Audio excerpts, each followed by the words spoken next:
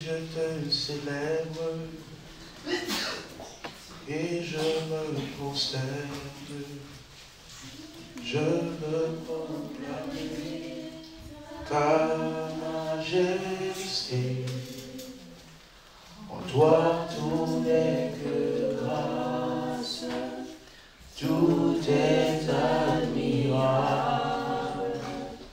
Dieu, tu es si grand et bon pour moi. Oui, je te célèbre, oui, je te célèbre, et je me prosterne. Je veux proclamer ta majesté. En toi tout n'est que grâce, en toi tout n'est que grâce. Tout est admirable. Dieu, tu es si grand et bon pour moi. Oui, je te célèbre, oui, je te célèbre, et je me prosterne. Je veux proclamer, je veux proclamer ta majesté. En toi tout n'est que grâce, en toi tout n'est que grâce. Tout est admirable, tout est admirable. Dieu, tu es si grand, Dieu, tu es si grand et bon pour moi. Oui, je te célèbre et je me prosterne. Je veux proclamer, ta majesté. En toi tout est que grâce, tout est que grâce. Tout est admirable. Dieu, tu es si grand, tu es si grand et bon pour moi. Je ne saurais jamais le prix de tout ce que tu as subi. Je ne saurais jamais le prix de tout ce que tu as subi. Je ne saurais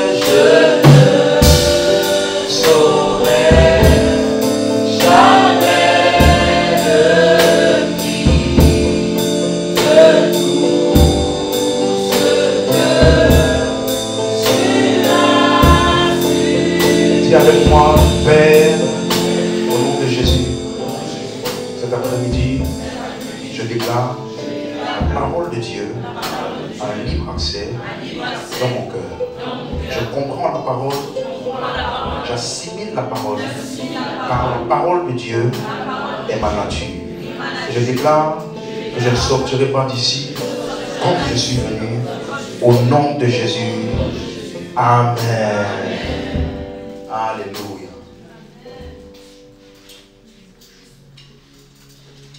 Nous allons donc pouvoir rentrer dans l'enseignement. Je vais aller directement à partir de là où nous sommes arrêtés vendredi dernier. Nous avons commencé à parler de l'importance ou le rôle de l'église locale pour le croyant. Et donc la question qu'on a commencé à répondre, c'était de celle de savoir pourquoi dois-je assister régulièrement aux réunions de l'église. Et nous avons vu 3 points importants concernant l'église locale. Amen.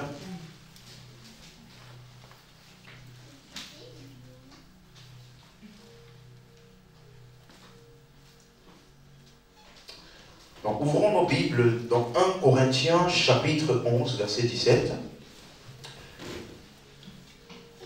Il y a 3 raisons importantes pour lesquelles c'est primordial pour chaque croyant d'assister régulièrement aux réunions de l'Église.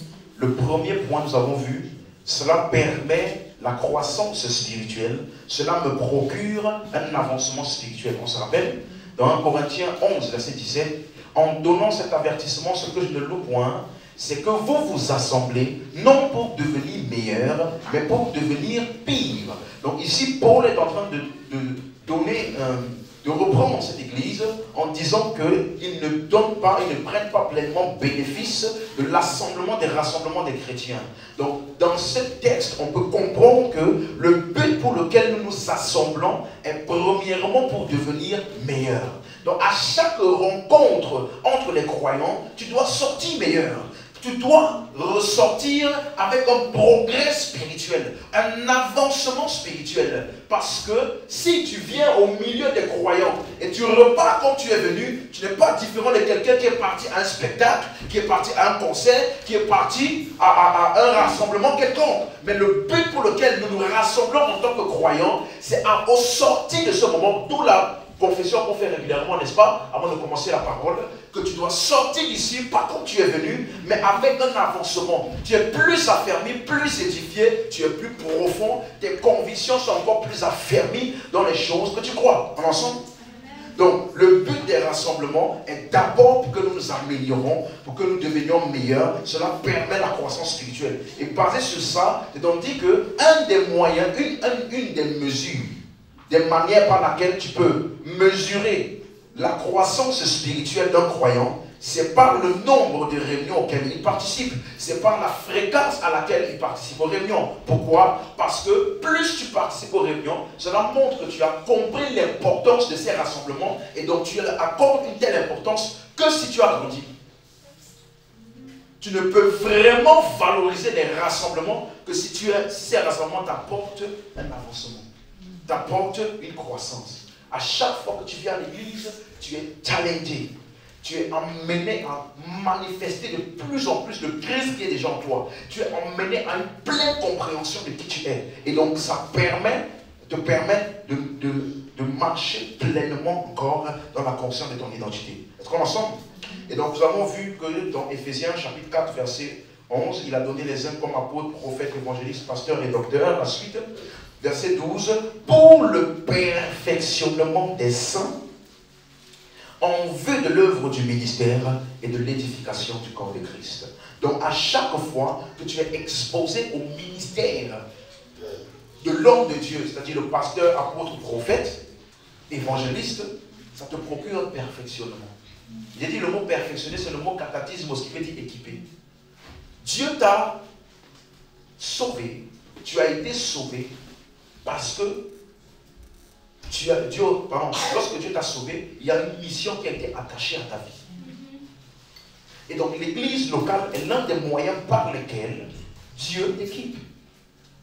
Il a donné les uns comme apôtres, prophètes, évangélistes. Il dit pour le perfectionnement des saints, version Louis II, pour le perfectionnement des saints en vue de l'œuvre du ministère et de l'édification du corps de Christ. Donc, il y a une œuvre du ministère à laquelle tu es appelé et donc tu as besoin d'être perfectionné pour pouvoir être efficace dans cette mission. Est-ce qu'on en sent? Donc, que tu sois conscient de ça ou pas, il y a un ministère qui est attaché à ta vie. Et ministère, c'est le mot diaconia qui veut dire servir.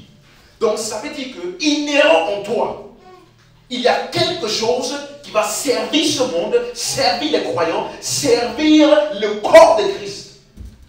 Amen. Donc un chrétien qui vit toute sa vie et qui finit sa vie sur la terre sans avoir été un bénéfice majeur pour le corps de Christ, c'est une vie gâchée. C'est un investissement de Dieu en toi qui a été gâché. Souvent à cause des affinités, souvent à cause des situations de la vie, souvent à cause, il n'y a aucune excuse qui est assez suffisante pour que toi, tu ne manifestes pas pleinement tout ce que tu as déposé en toi pour lui. Alléluia. Donc l'église locale est importante. Aucun croyant ne se perfectionne lui-même. Alléluia.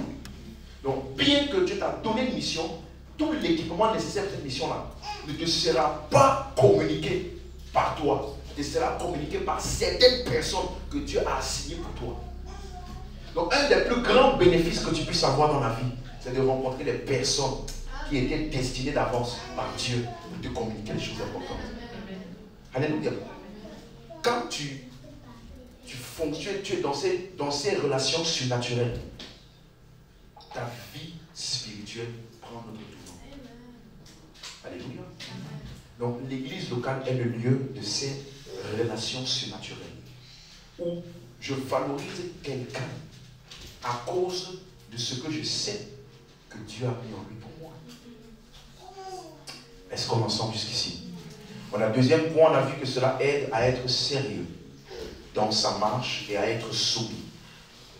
Participer régulièrement à l'église, au rassemblement des croyants, ça t'aide à être sérieux. Parce que quand tu rends compte, quand tu sais que tu dois rendre compte, alors tu prends plus au sérieux la manière dont tu mènes ta vie. N'est-ce pas? Alléluia. Tu sais que quelqu'un va te poser des questions ou alors tu vas devoir faire un compte rendu par rapport aux différentes activités ou choses de ton avancement spirituel. Alors tu prends les choses spirituelles beaucoup plus à cœur, beaucoup plus sérieusement. Est-ce qu'on est ensemble? Et on a vu par exemple dans Hébreux 13, verset 17, version second 21 directement. Hébreux 13, verset 17.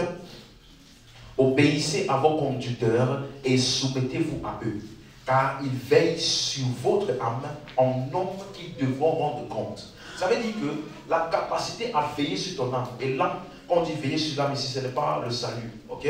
Veiller sur ton âme, ça parle dans le sens où la croissance spirituelle, que ton âme qui est, bon, pour ne pas envoyer quelqu'un, ton âme qui est simplement tout ce qui doit recevoir les informations, les ajustements, le renouvellement pour s'aligner à la nature de ton esprit. Amen. Donc la croissance spirituelle, c'est quand ton âme est alignée à la nature de ton esprit. La joie devient ton caractère naturel. Suivez? C'est-à-dire tout ce qui est, la nature de ton esprit est maintenant vue dans ta volonté, dans tes pensées, dans ton raisonnement. Et la personne, et pour que tu parviennes à ça, il y a des personnes que Dieu a mis sur ta vie pour veiller sur ton avancement spirituel. Il veille sur ton âme. C'est-à-dire que quand ça ne va pas là, il sait. Des moments dans ta vie où peut-être tu n'es même pas conscient. Il y a beaucoup de personnes comme ça devant ce monde dans les églises. Ils ne sont pas conscients. Il y a certains moments par lesquels ils sont passés et ils en sont sortis victorieux. Ils pensent que c'est seulement eux. Pourtant, ils ne savent pas que comme Jésus, pour Pierre, j'ai prié pour toi.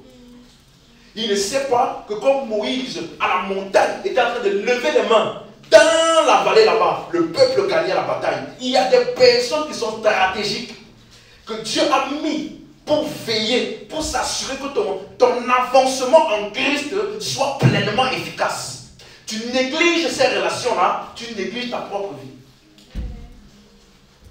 Est-ce qu'on est ensemble?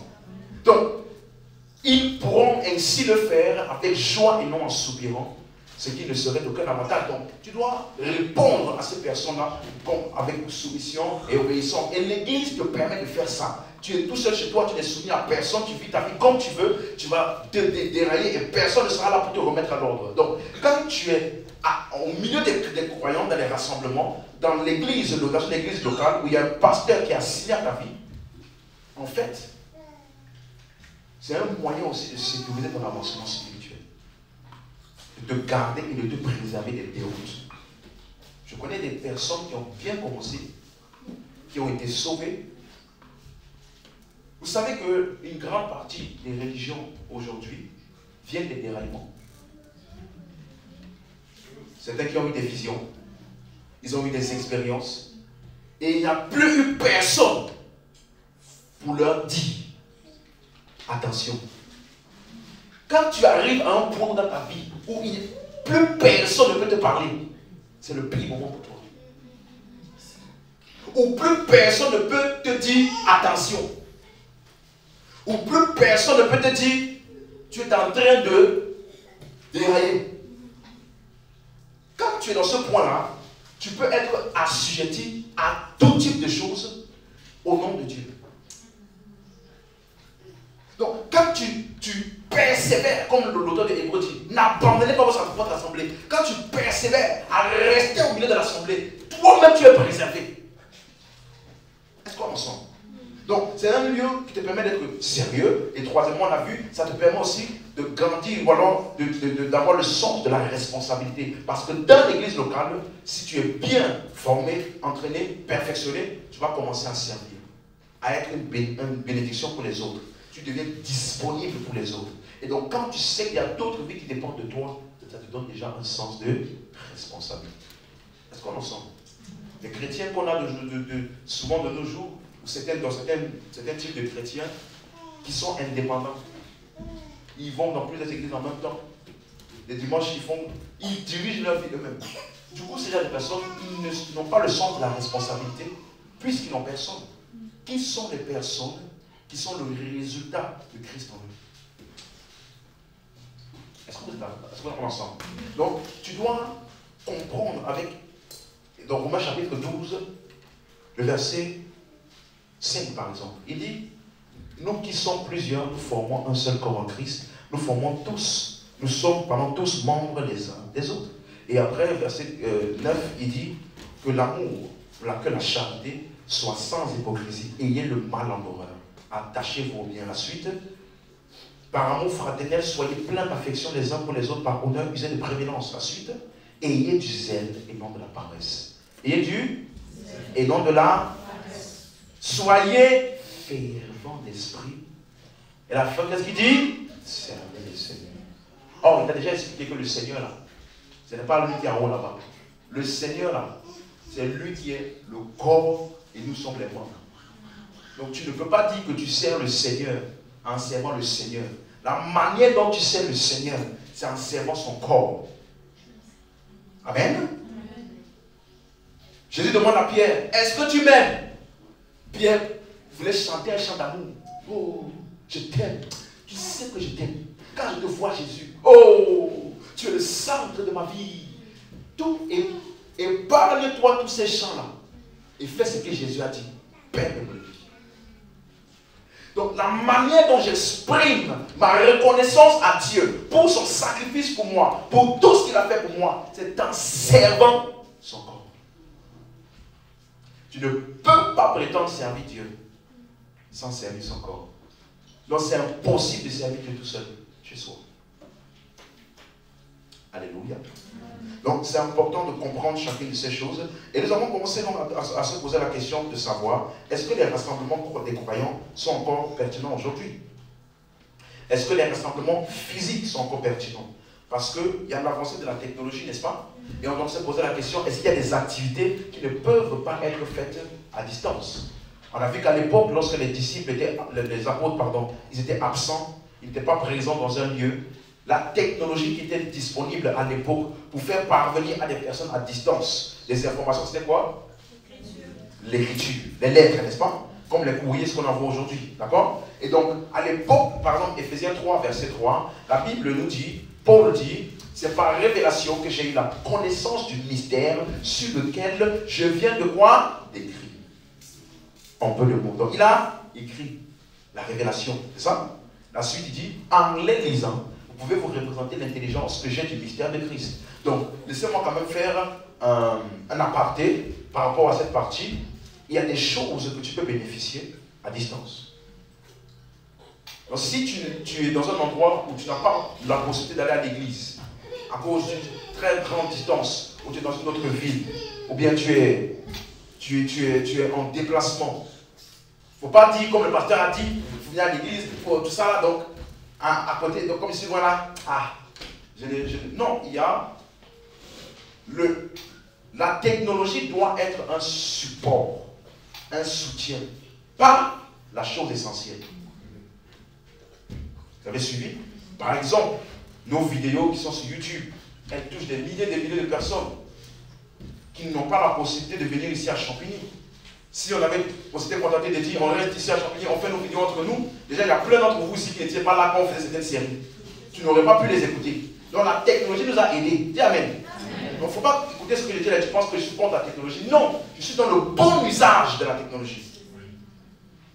Mais il y a des personnes qui vont remplacer le rassemblement physique pour la technologie. Ah non, finalement, je suis fatigué aujourd'hui, je vais suivre le culte en ligne. C'est ça que nous, on ne fait pas pitani, on ne fait pas. Regardez-moi. Donc, il faut mettre chaque chose à sa place. Est-ce qu'on est ensemble? Donc, il y a un bénéfice. Paul dit, vous pouvez vous représenter l'intelligence que j'ai du mystère de Christ. Donc, en lisant ces écrits, peu importe l'endroit où tu te trouves, il y a une part de compréhension du mystère de Christ que tu vas pouvoir appréhender. En ensemble. Mais malgré qu'ils ont écrit, tout comme, par exemple, il y a des choses qu'il n'a pas pu donner par écrit au Romains chapitre 1, verset 10. Romains chapitre 1, verset 10, regardez ce qu'il dit. Demandant continuellement dans les prières d'avoir enfin la volonté, et par sa volonté, pardon, le bonheur d'aller vers vous. Donc Paul voulait aller vers eux physiquement, malgré qu'il leur a écrit une lettre, n'est-ce pas? Pourquoi? Verset 11. Car je désire vous voir. Pas je désire vous écrire, je vous ai déjà écrit. Mais dans ce que j'ai écrit là, je vous informe que je désire vous voir. Pourquoi? Pour vous communiquer quelque chose que vous ne pourrez pas avoir par les écrits. On appelle ça quelque substance spirituelle. C'est le mot pneumatikos. Donc, il y a des choses qui sont spirituelles, qui sont communiquées par les rassemblements physiques, qui ne peuvent pas être communiquées en ligne, bien que les choses en ligne, on leur parle de bénéfices. Donc, je veux vous communiquer afin que vous soyez affermis. Laisse-moi te dire une chose. Il y a un niveau d'affermissement dans la vérité que tu ne peux pas avoir à distance. Quand tu marches proche de quelqu'un qui est pleinement convaincu, ça te communique une sorte de conviction que tu n'as pas à distance. Parce que l'homme est un résultat d'influence. Tout homme est un résultat d'influence. À force de rester avec des personnes, par exemple, qui fument, tu finiras par fumer, n'est-ce pas? Même si tu n'as pas dit, fume comme nous.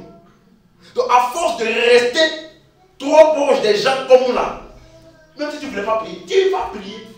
Même si tu n'aimes pas la parole, tu vas aimer la parole. Même si tu n'aimes pas servir Dieu là, tu vas aimer servir Dieu. Je me rappelle, il y a certaines personnes, bon, je ne veux pas citer qui que ce soit, mais au début de l'église, qui sont venus, oh non, moi les choses de Dieu là, servir tout ça là, c'est pas trop mon truc, hein. Parce que moi j'ai mes projets personnels. Je n'ai rien dit, je n'ai pas dit, tu vas servir Dieu. Je te force, je ne dis rien du tout.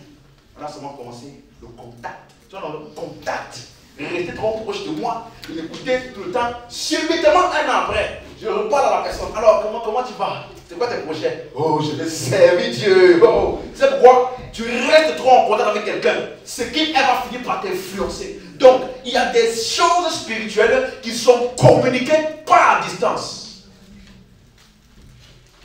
Il y a beaucoup de choses que les disciples de Jésus ont fait parce qu'ils étaient avec lui.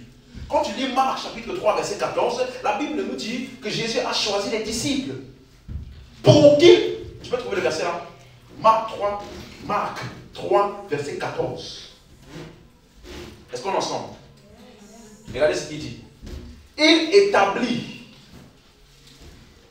12 auxquels il donna le nom de quoi? Pour qu'ils soient bons. En ligne. Donc, ils ne pouvaient pas les envoyer prêcher. Et ils allaient faire la prédication ou le ministère efficacement s'ils n'avaient pas d'abord au préalable été où? Avec lui. Avec lui là, tu vas écouter ses enseignements. Oui. Mais avec lui aussi, tu vas voir. Tu vas voir comment ce gars, quand vous dormez, tout se réveille tout. On dit au milieu, au lever de l'eau, avant le lever de l'aurore, il se leva et partit prier. Donc il y a des choses qui ne sont pas communiquées par la bouche, mais qui sont communiquées aussi juste par la présence et l'interaction. Est-ce que tu es avec moi ici? Donc tu dois valoriser l'église locale. Donc, quelles sont les activités qui ne sont pas faisables en ligne? On a commencé à voir l'imposition des mains. 1 Timothée 4, verset 14. 1 Timothée 4, verset 14. Regardez ce qu'il dit. Ne néglige pas le don qui est en toi et qui t'a été donné par prophétie avec l'imposition des mains de l'assemblée des anciens. Donc, il y a quelque chose que Timothée, suis-moi, il y a quelque chose avec laquelle, Timothée fonctionne dans son ministère, qui a été le fruit d'une imposition des mains. Ça veut dire que ça là, ça ne fonctionnait pas avec lui avant l'imposition des mains. Et le don qui est en toi, qui t'a été donné, le mot donné là, c'est le mot didomi. Ça veut dire faire part, te rendre participant d'eux. Donc il y a des hommes et des personnes qui fonctionnent déjà dans certaines grâces, qui se fonctionnent déjà dans certaines choses. Et quand ils t'imposent les mains, ils t'amènent à fonctionner dans les mêmes choses que eux. Il dit, toi là, quand je t'ai imposé l'imposition des mains des anciens, il y a des dons qui ont été activés. Il y a des choses qui t'ont été communiquées. La même chose dans 2 Timothée 1, verset 6. Quelqu'un avec moi? Je t'exhorte à ranimer le don de Dieu que tu as reçu par l'imposition des mains. Donc si tu n'as pas eu l'imposition des mains, tu n'as rien à ranimer. Hein? Donc il y a beaucoup de gens, ils prient beaucoup parce que ranimer là c'est ça. Tu pries, tu actives ton esprit et puis tu exerces. C'est pour ça que tu ranimes le don. Mais si tu n'as pas eu l'imposition des mains, tu vas prier beaucoup et exercer quoi?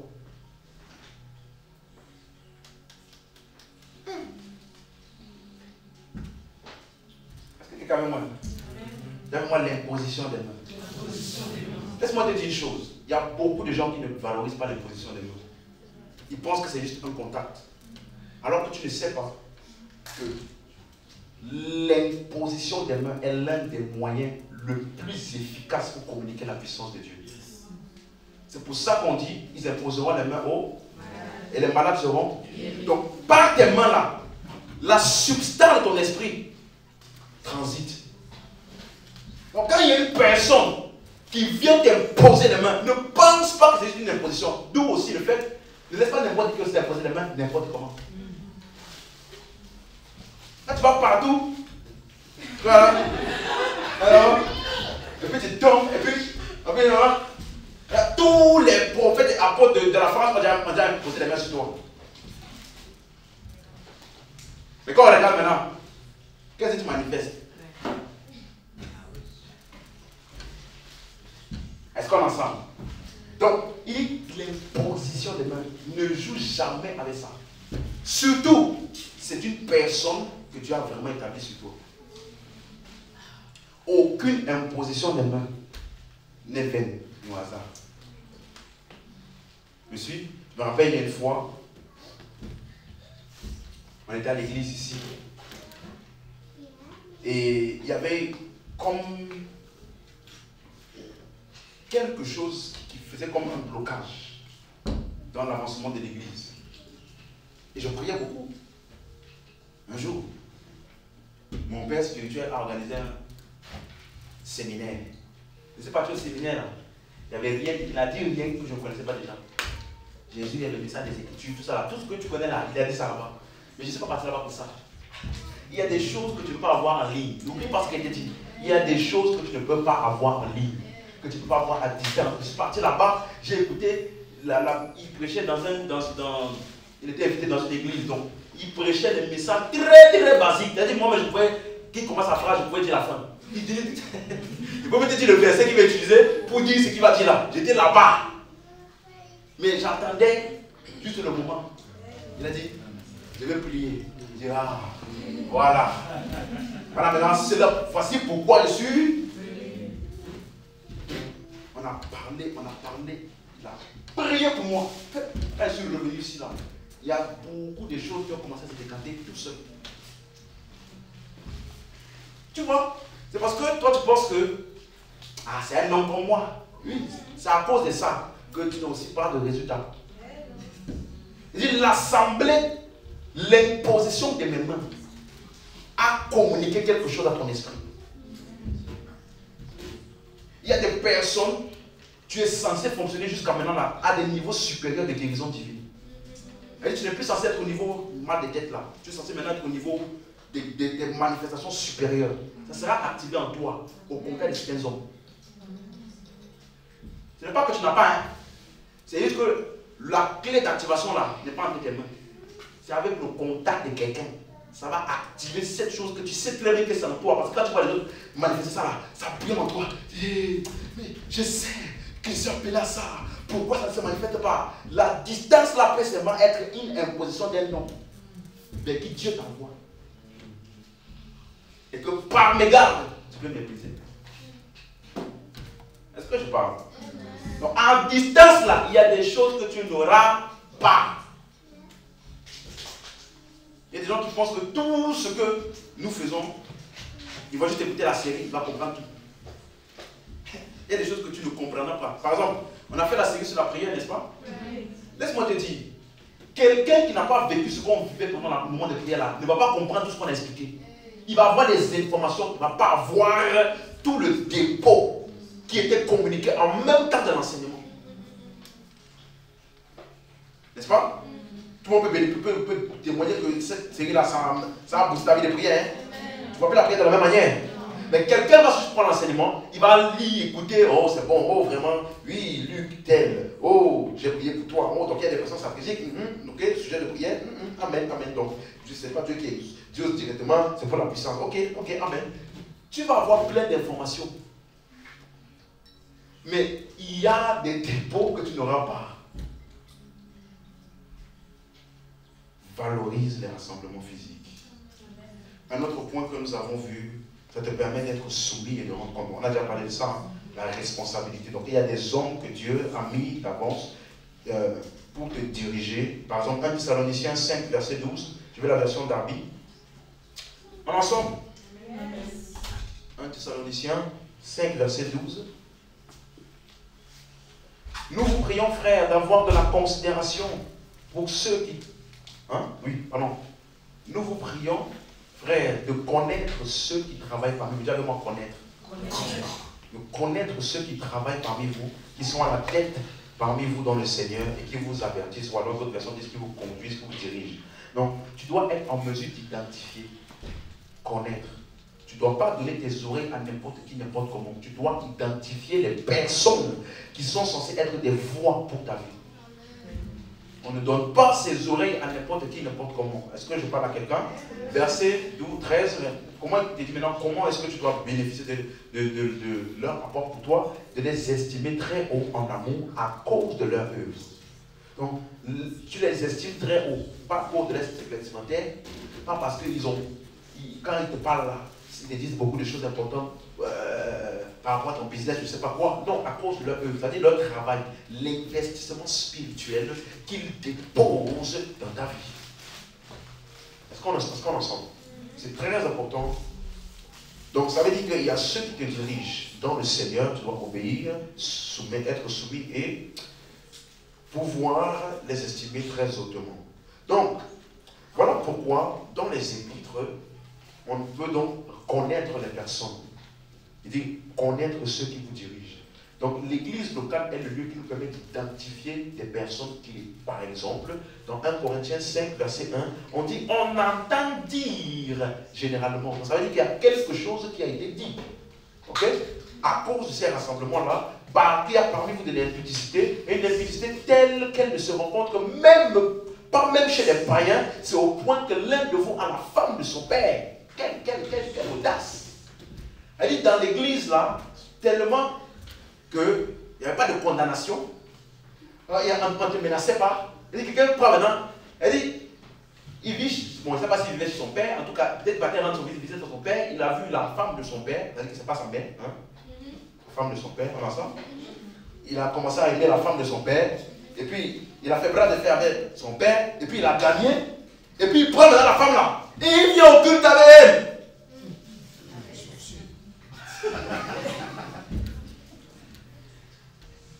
Suis-moi. Cette épître, ou alors cette remarque, ce n'était pas le fait que cet homme-là a fait ça qui était le problème. Ce n'est même pas pour ça que Paul a écrit la lettre. Regarde ce qu'il dit au verset 2. Et vous êtes enflés d'orgueil. Vous n'avez pas été plutôt dans l'affliction, afin que celui qui a commis cet acte fût ôté du milieu de vous. Donc, il dit, ce n'est pas lui le problème, hein? C'est vous, vous êtes tranquille avec ça. Vous n'avez pas été dans l'affliction. Ça ne vous a pas gêné. Est-ce que vous suivez? Et donc, ça là, il dit, afin que qu'il soit quoi? Ôté du milieu de vous. Ça veut dire qu'il y a certaines personnes à cause de ces actes-là on peut les suspendre des rassemblements des chrétiens pendant un temps pour qu'ils puissent réfléchir et prendre conscience de l'acte grave qu'ils ont posé. Parce que c'est une chose déjà, l'impudicité. C'est une autre chose. Impudicité avec la forme de ton père. Et c'est une autre chose encore, de la ramener à l'église, c'est-à-dire l'objet de ton péché. Là, tu viens à l'église avec ça. Et puis vous asseyez ensemble, main dans la main. Vous ouvrez votre Bible. Ouvre ta Bible, chérie. Hein? Et vous n'avez pas été dans l'affliction. Ça ne vous a pas dérangé, quoi. Donc, tu vois que ce n'est pas l'action qu'il est en train de toucher ici. C'était la réaction de l'église vis-à-vis de cette action dont tout le monde était au courant. Et on entend dire généralement. Donc, tu vois que s'il ne venait pas à l'église, qui allait savoir? Qui allait l'identifier? Qui allait savoir? Personne. Donc, en venant à l'église, tu identifies les personnes. Et c'est à cause de ça qu'il dit maintenant, j'ai jugé moi, Paul. Je l'ai livré à Satan. Livré à Satan, ça veut dire quoi maintenant?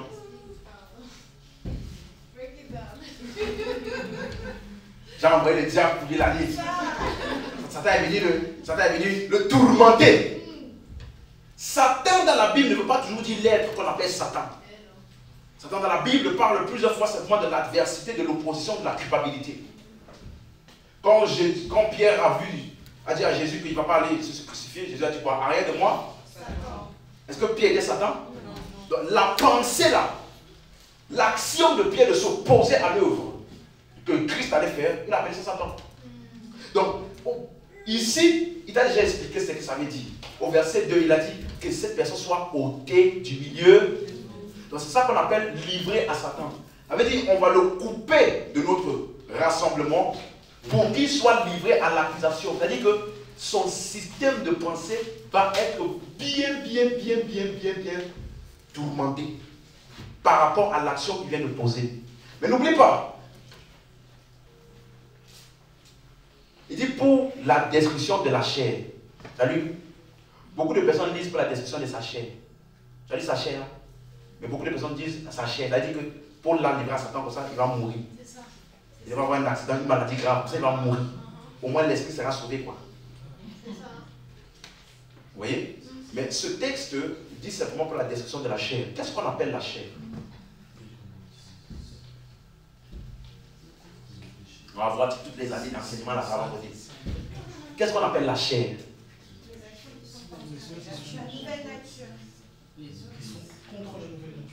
Les actions qui sont contre la. Ok. Donc, plus simplement, la chair, tout ce qui est contraire à l'esprit. Or, le croyant, il est né de. Il est né de. Dans sa nature, c'est quoi? Donc, la chair ne peut pas être inhérente dans le croyant. Où est le seul endroit où on peut voir la chair? Système de. C'est pour ça que Paul dit, marcher selon l'esprit, vous n'accomplirez pas les désirs de l'âme. Il te demande d'aligner ton système de pensée à l'esprit qui est en toi. Sinon, ce système de pensée-là peut se conformer au siècle présent.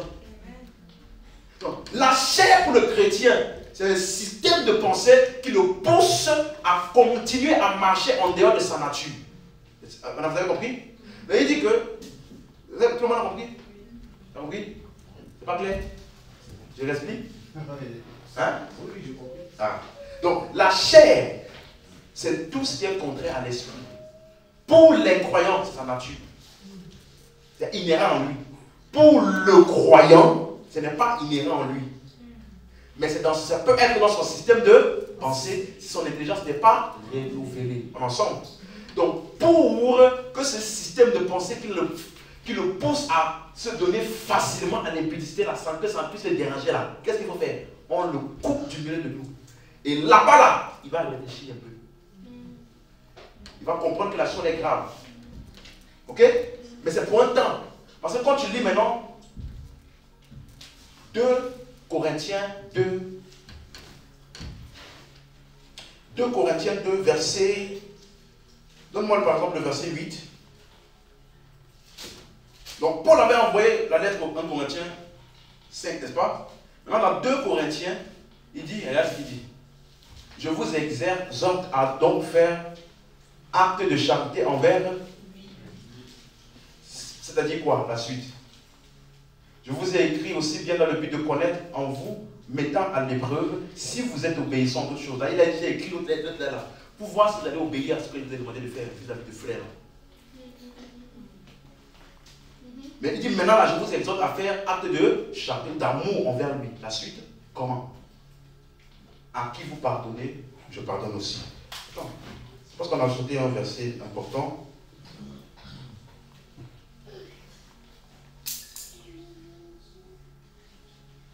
Voilà.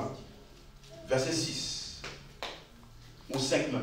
Si quelqu'un a été cause de tristesse, ce n'est pas moi qui l'ai attristé, c'est vous tous, du moins en partie, pour ne rien exagérer. Maintenant, verset 6, regardez ce qu'il dit. Il parle de l'homme en question, hein, qu'il a demandé d'ôter de l'église, là, des rassemblements. Il dit, il suffit pour cet homme du châtiment qui lui a été infligé par le clan. Vous avez dit, c'est bon, ça suffit.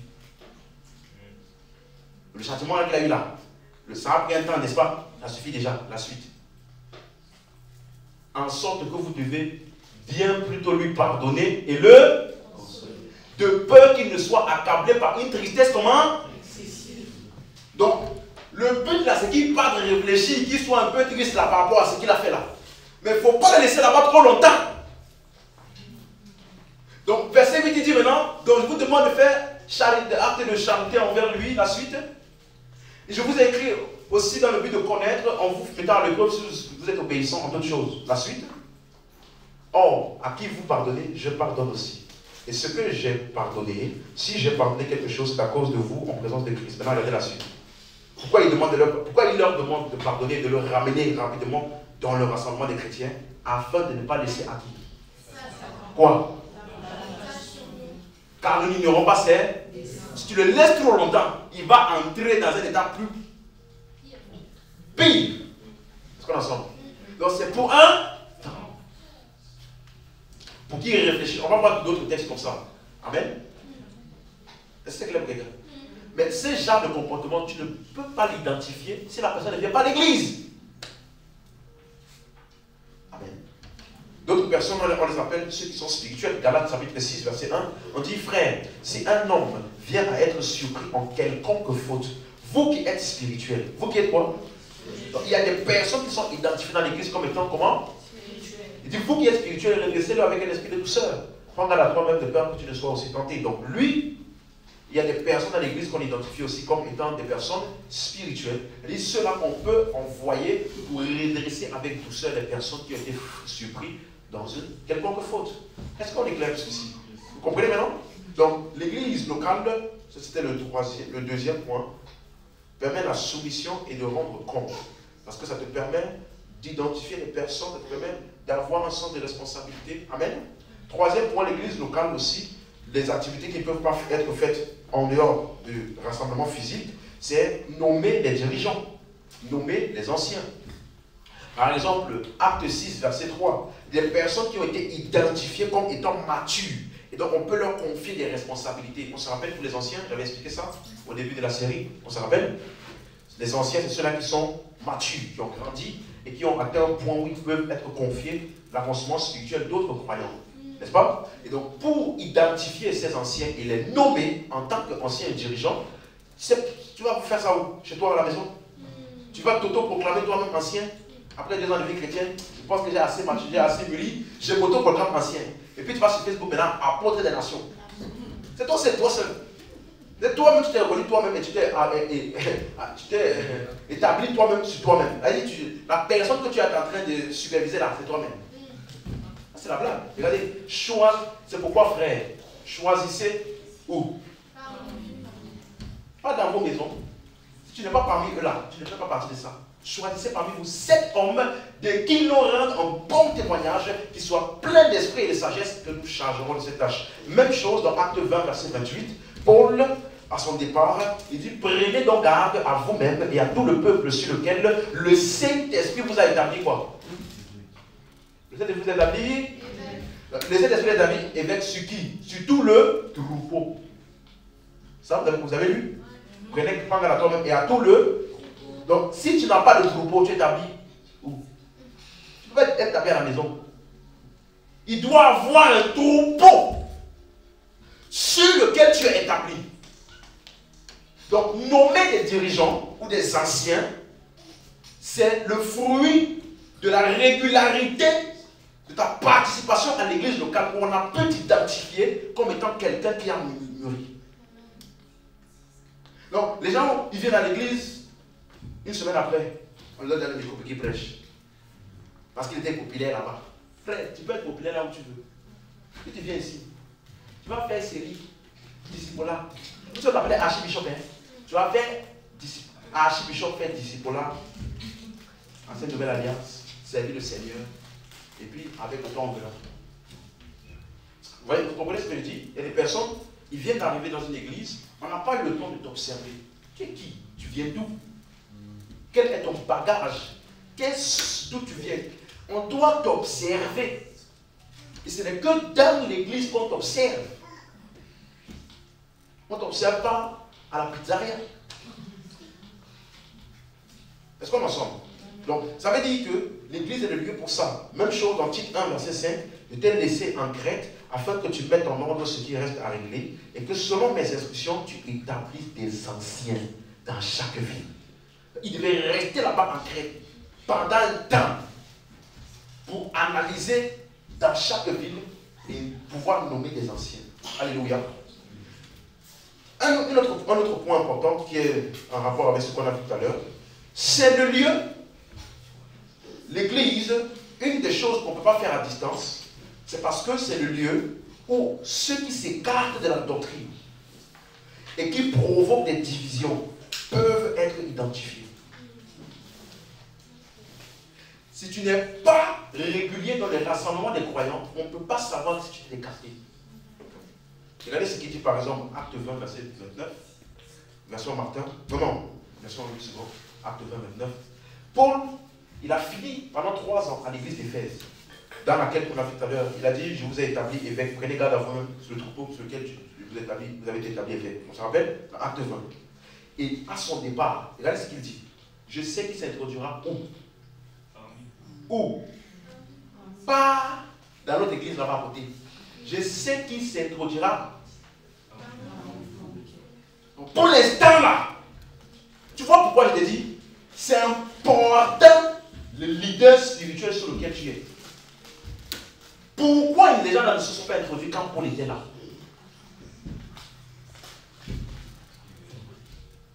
Ensemble. Il s'introduira parmi vous après mon départ. Des loups cruels qui n'épargneront pas le groupe. Je sais, il va s'introduire parmi vous là. Des gens qui vont venir avec l'apparence comme si eux aussi sont comme nous. Ils ont le même objectif que nous. Mais ce sont des loups. Ils ne vont pas épargner le troupeau. La suite. Qui s'élèvera d'où? Donc maintenant, ce n'est plus des gens qui vont être introduits. Mais parmi ceux qui sont là, il y en a ceux qui vont pour enseigner des choses pernicieuses, pour entraîner des disciples après eux. Du milieu, hein, elle dit, ah, ça va, oh, le culte est puissant aujourd'hui, hein. On peut s'appeler après, oh, en fait, j'ai une révélation là, je pense que ça pourra aider le pasteur, je pense. J'aimerais vous donner une révélation. Moi, quand je dormais, puis là, j'ai venu me révéler ça, où j'ai compris maintenant que, en fait, tu sais, tout le monde est sauvé. Tout le monde est sauvé. Parce que la Bible dit que il est l'avocat. Si quelqu'un péché, nous avons un avocat auprès du Père. Jésus-Christ le juste. Il est la pitié, n'est-ce pas toi? Non seulement pour nos péchés, pour ceux du monde, il est mort pour le monde entier. Le monde entier est sauvé. Mais là, ça c'est pour les gens qui sont avancés. Je prie que le pasteur puisse arriver à ce niveau. On va te parler comme ça. Comme une fois, à une veillée, je crois la veillée de fin d'année, beaucoup de gens parlaient et ils disaient, oh, merci pour le pasteur, vraiment, j'ai compris le pasteur. Frère, si tu n'as personne, comme Paul dit, de qui, les choses que tu as appris, sachant de qui, il n'y a pas un de qui est dans ton discours là. Tu es quelqu'un qui va un peu dans tous les sens. Il doit avoir des personnes qui sont, par lesquelles tu peux retracer les convictions doctrinales que tu as actuellement. Quelqu'un avec moi jusqu'ici? Donc, il y a des personnes qui vont s'élever du milieu de vous. Et c'est parce qu'ils viennent du milieu de nous là qu'on peut les identifier. Est-ce qu'on en sommes? Regardez une autre chose. Romains 16, verset 17. Romains 16, verset 17. Je vous exhorte, frères, à prendre garde à ceux qui causent des divisions et des scandales, au préjudice de l'enseignement que vous avez reçu. Comment vas-tu prendre garde à ces personnes si tu ne les connais pas? Or, où vas-tu les identifier? Tu ne vas pas aller chez lui à la maison pour l'identifier là-bas. Il va causer des divisions où? À la maison? Non. Il va causer des divisions au milieu de l'assemblée en prenant des rapprochements avec des frères et des sœurs, et des frères et des sœurs, et des frères et des sœurs, et puis maintenant mettre la zizanie. Donc, on dit prends garde. Voilà pourquoi nous devons être les gardiens des uns des autres. J'ai déjà dit ça ici plusieurs fois. Quand tu vois quelqu'un qui commence à te dérouter, il ne faut pas faire la bouche, la compassion. Non, mais il n'y a pas de non, mais. Quelqu'un qui commence à propager une autre chose, ça c'est un venin. Est-ce qu'on en sent? On doit se garder les uns les autres. Tu ne dois pas être une oreille attentive pour quelqu'un qui est un objet de division. Tu me suis? Est-ce que je parle à quelqu'un? Tu ne dois pas être une oreille attentive pour un frère qui veut te parler en mal d'un autre frère. Non, tu ne dois pas être ce genre d'oreille là. Tu dois être le genre d'oreille qui dit pourquoi est-ce que tu ne pars pas le voir lui et puis lui parler à lui directement si tu es différent avec lui. Pas comme te dire, ah mon frère, toi le frère comme ça. Ah, toi aussi, franchement, oh, ouais, c'est vrai, franchement, non. Non. Regardez la dernière phrase, qu'est-ce qu'il dit? Ah non, mais l'amour du Seigneur.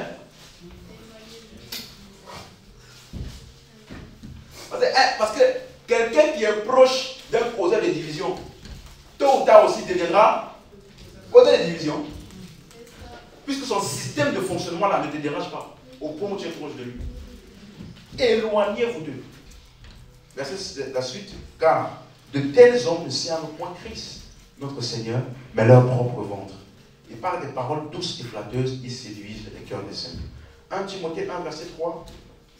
Je te rappelle l'exhortation que je te fis à mon départ pour la Macédoine, lorsque je t'engageais à rester à Éphèse. Pourquoi? Afin de recommander à certaines personnes de ne pas enseigner d'autres. Donc, tu vois que c'était récurrent, ce n'est pas quelque chose de nouveau. Dans toutes les églises, il y a toujours des gens qui pensent qu'ils ont une meilleure révélation. Partout. Ce n'est pas nouveau. Mais tu ne dois pas être l'oreille qui aime écouter les vraies révélations. Et toi, tu es l'oreille qui aime écouter les vraies révélations. Ah ouais? Dis-moi alors, l'esprit t'a dit quoi? Révèle-moi. T'as dit quoi? T'as dit quoi? Tu as médité le verset? T'as dit quoi? Alléluia. J'enseigne ça maintenant parce que je sais qu'il n'y a pas ça ici encore. Il y aura. Tu as vu une église de plus de 1000 personnes, 10 000 personnes où tout le monde a la même pensée. Il y a toujours des gens qui vont venir pour montrer qu'ils savent. Et c'est l'attitude de l'église entière qui va soit les repositionner, soit ils vont partir. Mais si elles trouvent des oreilles attentives, ah non, mais moi dans mon ancienne église, on faisait comme ça. Ah non, mais moi dans mon ancienne église, on commençait d'abord par l'adoration, par la prière. Ah moi dans mon ancienne église, le pasteur priait, il prêchait seulement 30 minutes. Ah moi dans ton ancienne église. Pourquoi tu as quitté? Tu as quitté là-bas pour venir ici nous raconter ce qu'il y a là-bas. Non frère!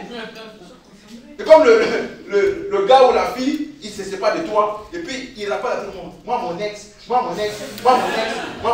elle faisait comme ça. Avec mon ex, va avec elle. Ou tu l'oublies. Moi dans mon ancienne église, franchement, on priait un peu mieux là-bas. Moi dans mon ancienne église, franchement, il y avait de meilleurs instruments. Frère, il faut aller.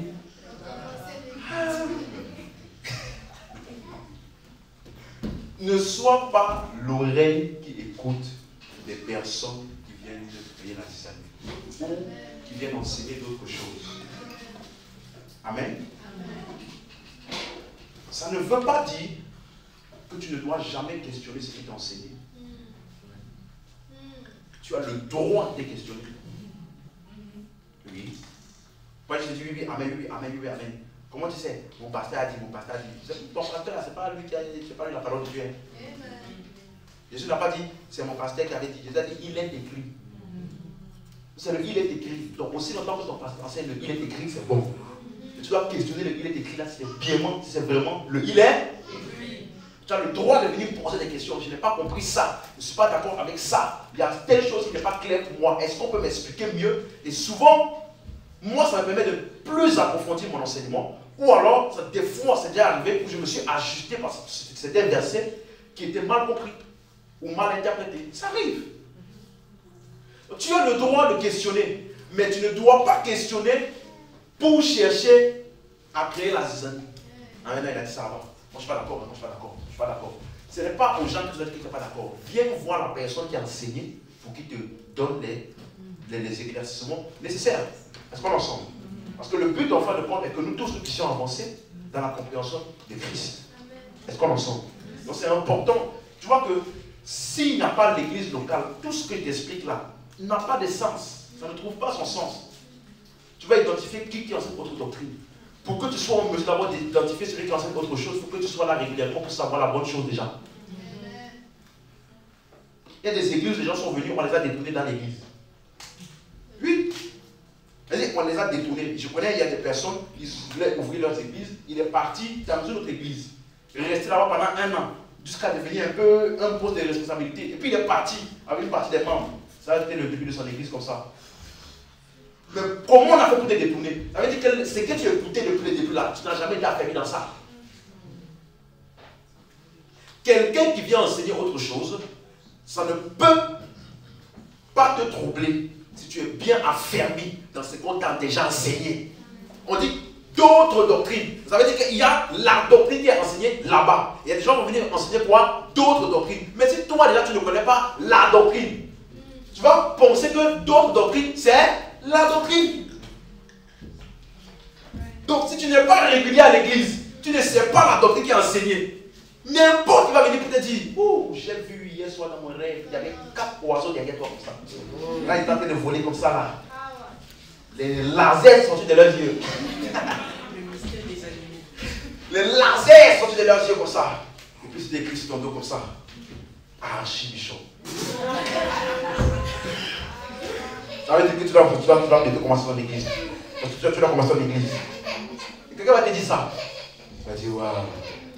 Waouh. Je dois commencer mon église. Ah, waouh.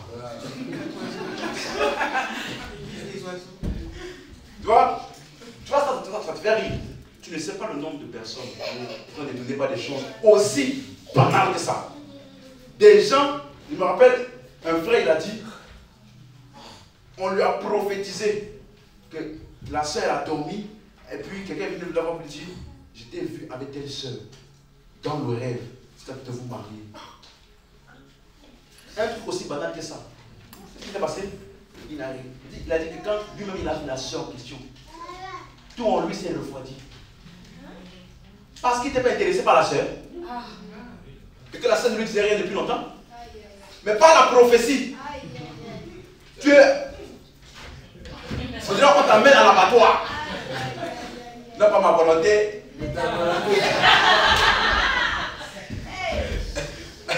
Frère, mariage là, c'est pas ma volonté. Si tu fais ça là, pas venir voir le pasteur après. Tu portes ta croix jusqu'à la fin de ta vie. Il y a des gens comme ça qui sont mariés aussi bêtement comme ça parce qu'ils n'ont jamais été établis dans la compréhension des Écritures. N'importe qui peut venir te détourner avec n'importe quelle autre doctrine. Viens s'aimer, viens s'aimer, viens s'aimer. Dieu m'a dit que tu dois s'aimer ce matin. Donc Dieu va te dire à toi que je dois s'aimer. Donc Dieu n'a pas même parlé à moi aussi. Tu dois faire. Quelqu'un comprend ce que j'explique là? Donc le but de l'église locale, c'est que nous soyons d'un même cœur, même accord, même compréhension. Il ne laisse pas quelqu'un venir. Il faut que l'église soit de telle sorte que quand quelqu'un vient pour enseigner autre chose, il est mal à l'aise. Parce qu'il n'y a personne qui l'écoute. Et à chaque fois qu'il essaye de remettre en question les choses, on le remet en place. Amen. Amen. Tu es avec moi? Ça, c'est l'église. Et ces gens de personnes-là, tu dois être vigilant. Et tu dois aussi quoi? Avertir, prévenir. Il y a telle personne qui a dit telle chose. Alors, mais toi, tu balances. Oui! Tu dois balancer. Tu dois balancer. Parce que le fait de garder ça pour toi, tu ne sais pas qui peut être détourné. C'est vrai. C'est vrai. Tu ne sais pas. Nous là, il y a des expériences qu'on a eues. Il te dit, un frère est venu, il a dragué au moins 4-5 filles de l'église. Personne n'a dit. Et puis un jour, on apprend simplement, telle soeur n'est plus à l'église. Pourquoi? Alors le gars disait de partir, elle a suivi. Mais elle était avec lui depuis quand? 1 an. Qui est au courant? Tout le monde. Qui a dit au pasteur? Personne. Je vais être la balance. Maintenant, quand elle part, venez maintenant voir le pasteur. Le pasteur fait compris pour elle. Est-ce que quand tu retenais là, tu vas penser au pasteur? Non. On va prier pour elle quoi? Donc l'église locale n'est pas que l'église du pasteur. C'est chaque membre. Chacun d'entre nous doit être assez responsable, comme je dis, gardiens les uns des autres. Et ça passe aussi par le fait que pour le bien de tous, il faut avertir les personnes. Il faut faire connaître. Regardez, dans quel verset qui dit ça?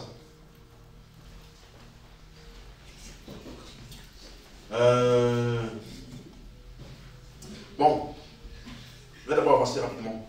Un autre point, l'église locale est le lieu des bonnes compagnies et des bonnes associations, mais aussi des mauvaises compagnies.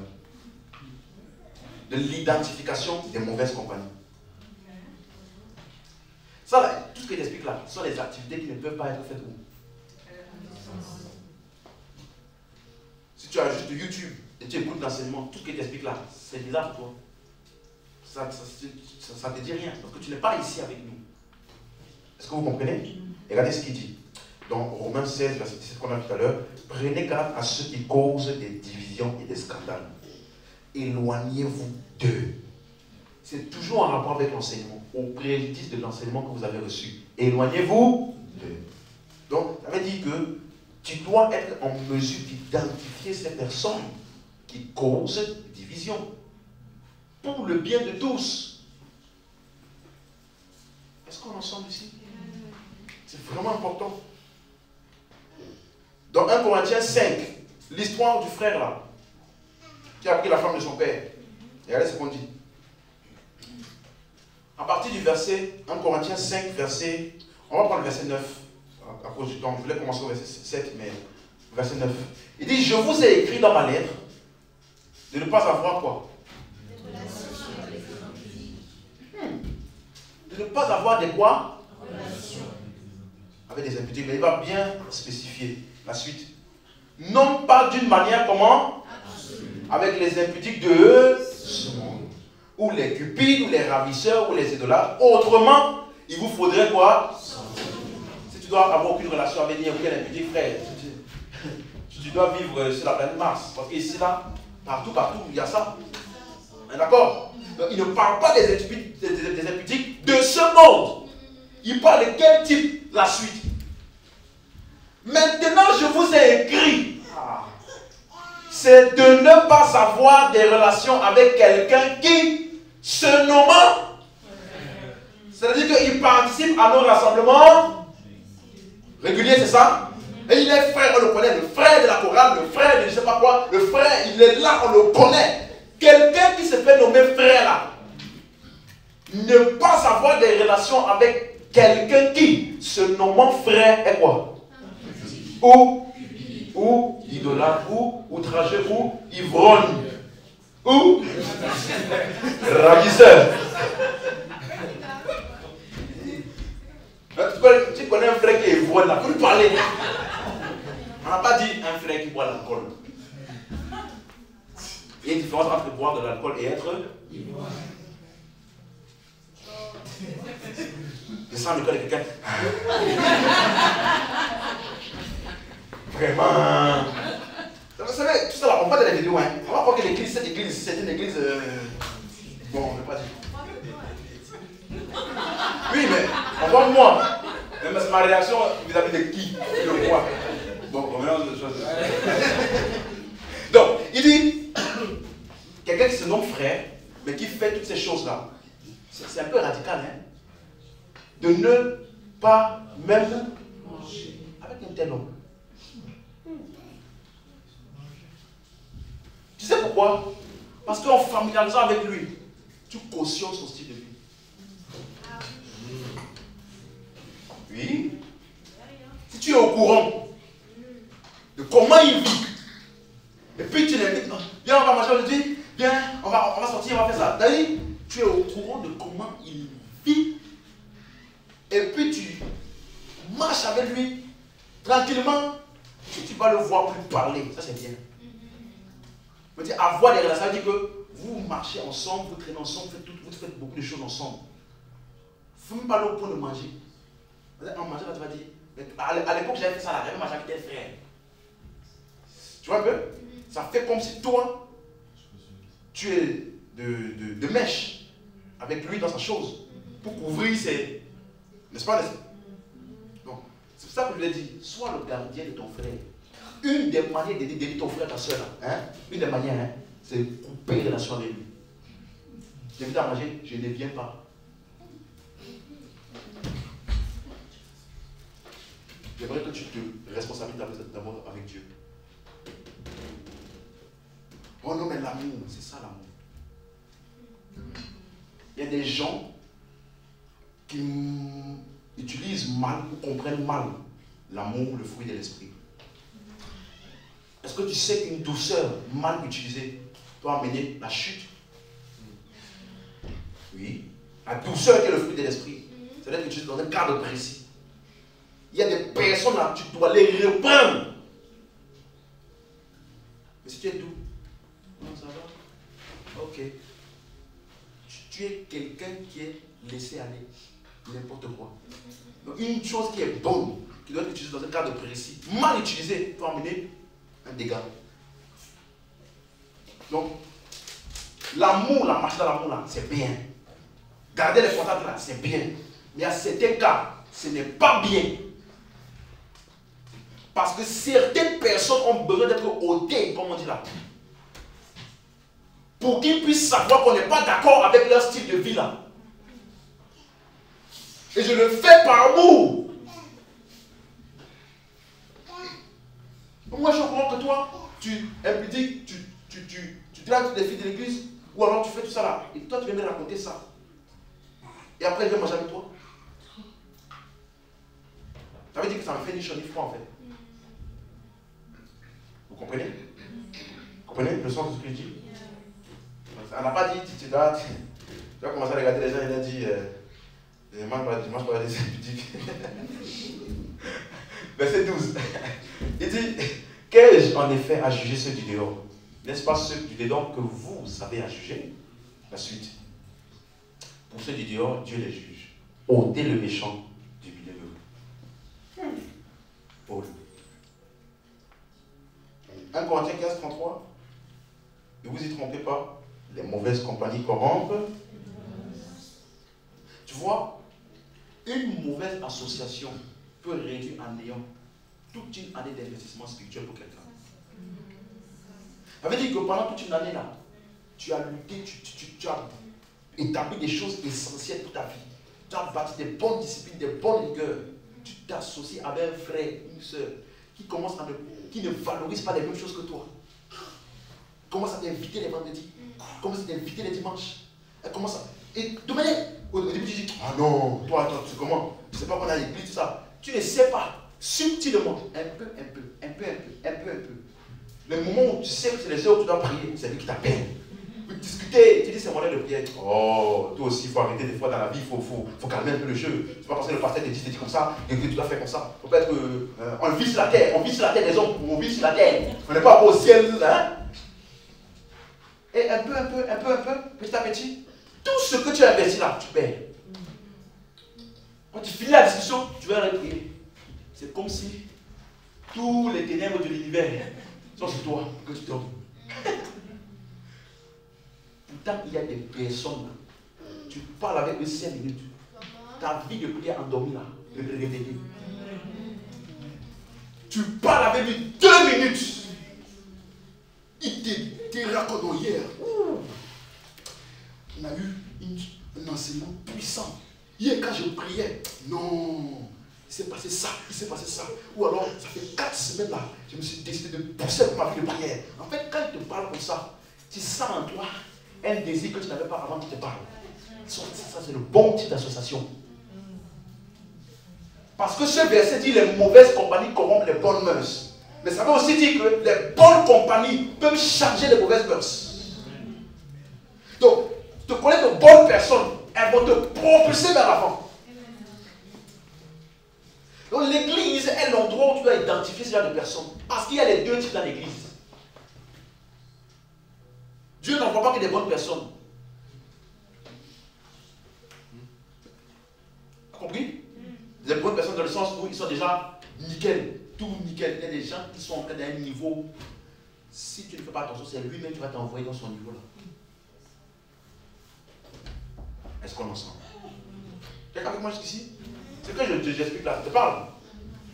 L'église locale. Donc si tu négliges les rassemblements là, je te dis, il y a beaucoup de choses que tu ne vas pas vraiment expérimenter. Dernier point, 2 Thessaloniciens 3, dernier verset plutôt. 2 Thessaloniciens 3, verset 14. Et regardez ce qu'il dit. Si quelqu'un n'obéit pas à ce que nous disons par cette lettre, dis avec moi très fort, notez-le. T'as lu comme moi? Elle dit que tu es capable de voir quelqu'un qui ne fait pas ce qu'on dit de faire. Tu dois le noter. N'ayez point de communication avec lui.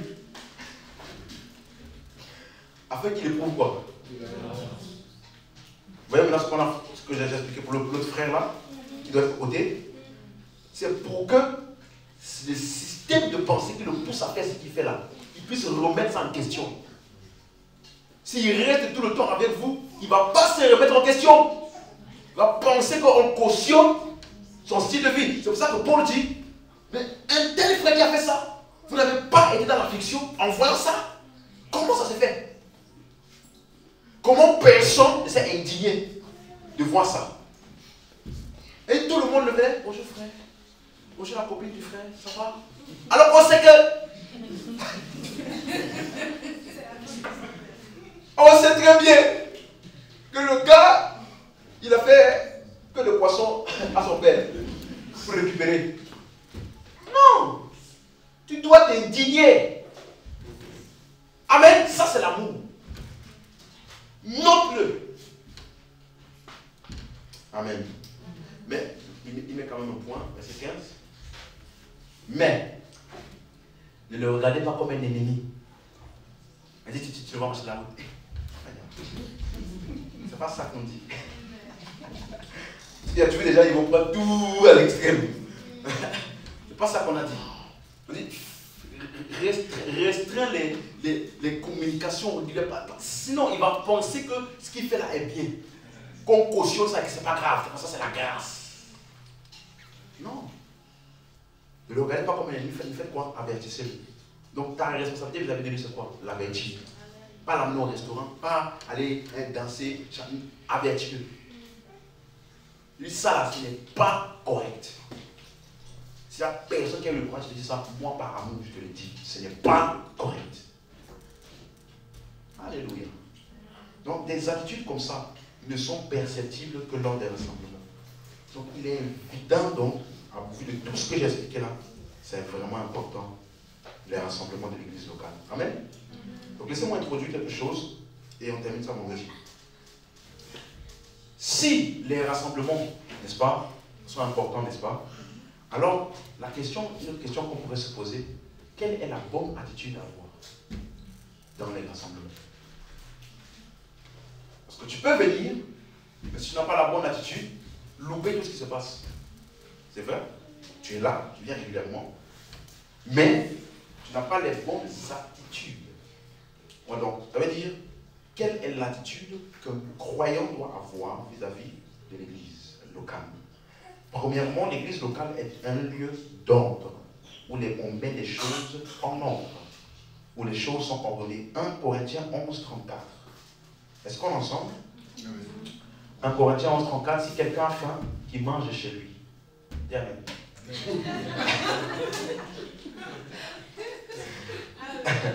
Ici, hein, juste pour que vous ayez le contexte, ici, c'est ici qu'il parlait de ce que les gens appellent la Sainte Seine. Où il disait vous vous réunissez non pas pour devenir meilleur, mais pour devenir pire. Parce qu'il disait que quand vous vous réunissez, c'est pour manger ce n'est pas pour manger le repas du Seigneur, mais c'est pour nourrir vos égos. Parce que quelques-uns ont faim et d'autres sont rassasiés jusqu'à remplir. Ça là, ce n'est pas la Sainte Seine. Ce n'est pas de la Sainte Seine dont il parlait. Quelqu'un suit ce que j'explique là? Donc le contexte ici n'a rien à voir avec la Sainte Seine. Mais les gens qui utilisent ça pour parler de la Sainte Seine. Bon. Parce que Paul, après, il a utilisé la pratique de la Pâque pour expliquer le fait que nous tous, là, nous sommes devenus un seul corps en Christ. Donc, en pensant qu'à toi seul, tu penses que tu as été rassasié, toi là, que ton frère a faim. Le fait que lui là n'est pas comblé, toi aussi, tu ne bénéficies pas de lui. C'est comme si tu dis, je vais faire du mal à ma main. Comme ça mon pied sera bien. Tu te fais du mal à toi-même. Vous savez ce qu'il dit? Et c'est après pour ça qu'il dit, voilà pourquoi beaucoup parmi vous sont malades et d'autres même meurent. Parce que vous n'avez pas su discerner le corps de Christ. C'est quoi le corps de Christ? Toi et moi. Tu as mangé en pensant que c'est que toi. Tu n'as pas discerné que celui que tu prives de nourriture là est aussi une partie du corps auquel tu appartiens. Il dit c'est pour ça que beaucoup sont malades et beaucoup meurent. C'est quoi le lien? Si quelqu'un, Jacques, quand il dit quoi, si quelqu'un parmi vous est malade, qu'est-ce qu'il fait? Il appelle qui? Mais si l'église là, chacun passe à lui, il va appeler qui? Il va rester seul dans sa maladie, et s'il n'est pas assez affamé lui-même, il va mourir. Pourquoi? Les gens n'ont pas discerné le corps de Christ. Il ne disait pas, si tu ne manges pas là, si tu manges la Sainte Seine là, et puis tu manges ça n'importe comment, tu vas mourir. Qui a déjà mangé ça est mort? Qui? Il parlait de la cohésion complète, de comprendre que toi et moi, on appartient au même corps.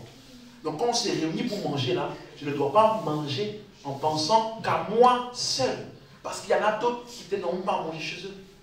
Je me dis que pourquoi maintenant quand on s'est réunis là, il n'y a pas ce genre de comportement. Qu'est-ce qu'on fait? Manger chez vous.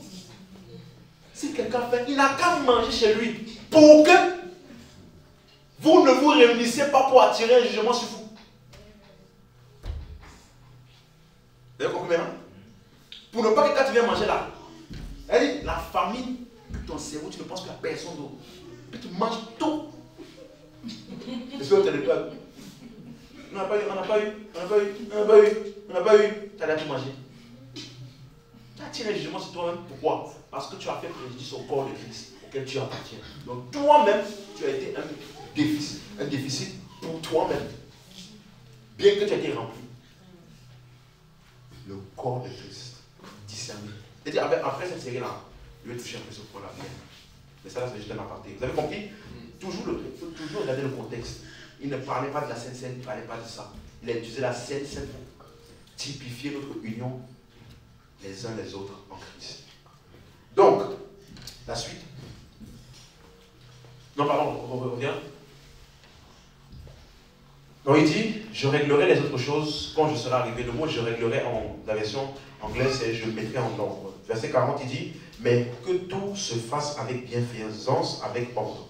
Et le contexte encore, dans 1 Corinthiens 14, verset 40. Voilà. Que tout se fasse avec bienséance et ordre. Vous avez vu? Le contexte ici, il parlait de l'utilisation des dons spirituels, la démonstration des dons spirituels.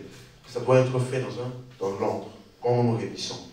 Donc, dans 1 Timothée 3, verset 14, voilà pourquoi Paul dit, je t'écris ces choses avec l'espérance d'aller vers toi, la suite, mais afin que tu saches, si je tarde, comment il faut se conduire dans la maison de Dieu, qui est l'église de Dieu vivant. Ça veut dire que dans l'église, il y a une manière dont les choses sont faites. Personne ne peut venir et se comporter n'importe comment. On est d'accord? C'est un lieu d'ordre. Ok? Voilà pourquoi il y a des attitudes importantes à avoir dans les rassemblements. Ce n'est pas un endroit où chacun vient, il fait ce qu'il veut, comme il veut. Non, c'est un lieu d'ordre. Il y a une manière par laquelle nous devons nous comporter dans la maison de Dieu. Il y a des choses que tu peux te permettre chez toi, tu ne dois pas te permettre ça ici. Est-ce qu'on est d'accord? C'est clair? Donc, il y a une manière. Voilà pourquoi encore, on a vu dans 1 Timothée 1, verset 3, c'est des rappels. Je te rappelle, 1 Timothée 1, verset 3, je te rappelle l'exhortation que je te fis à mon départ pour la Macédoine, lorsque je t'engageais à rester à Éphèse, afin de recommander à certaines personnes de ne pas enseigner d'autres doctrines. Ok? Donc, l'église locale est un lieu où il y a de l'ordre. Ce n'est pas n'importe qui vient dire ce qu'il veut. Ok? Ce n'est pas n'importe qui vient dire t'enseigner. Non. Il y a un ordre. Il y a des personnes avec le temps qui sont établies, qui ont la capacité de répondre, d'enseigner certaines choses.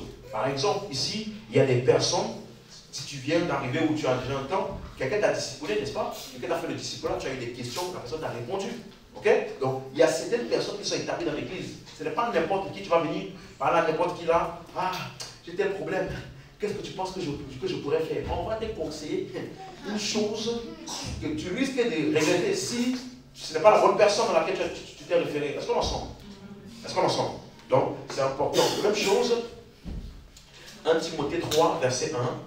Cette parole est certaine, si quelqu'un aspire à la charge d'évêque, il désire une œuvre excellente, il faut donc que l'évêque soit irréprochable, mari d'une seule femme, sobre, modéré, régulier dans sa conduite, hospitalier, propre à l'enseignement. Donc Timothée devait aller à l'église d'Éphèse pour établir des évêques. Et voici les conditions que Paul a données. Encore une fois, il y a un certain nombre. Ok? On est ensemble jusqu'ici? Donc ça veut dire que ce n'est pas parce que, excusez-moi, tu as des beaux yeux, ou quand tu parles, tu articules bien les mots, tu as les bonnes expressions françaises. Ce n'est pas ça qui va faire que tu vas pouvoir enseigner. Non, la charge d'évêque n'est pas par là pour l'avoir.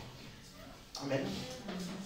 Voilà pourquoi il dit dans 2 Timothée 2, verset 1. Toi, mon enfant, fortifie-toi dans la grâce qui est en Jésus-Christ, la suite. Et ce que tu as entendu de moi en présence de plusieurs témoins, confie-le à des hommes fidèles qui soient capables de l'enseigner aussi à d'autres. Donc Timothée avait la responsabilité de communiquer la théologie paulienne, la théologie de Paul à plusieurs dans l'église pour qu'elle puisse se reproduire dans chaque personne et que les disciples soient formés. C'est la même chose. Donc Timothée, si tu veux, était le pasteur de l'église d'Éphèse. Et c'est la même chose pour Tite avec l'église de Crète. Tite 1, verset 5. Je t'ai laissé à Crète afin que tu mettes en ordre ce qui reste à régler. Et que selon mes instructions, tu établis des anciens dans chaque église. Donc l'église, ça c'est le premier point important, est un lieu d'ordre. On ne fait pas tout ce qu'on veut comme on veut. Est-ce que c'est compris?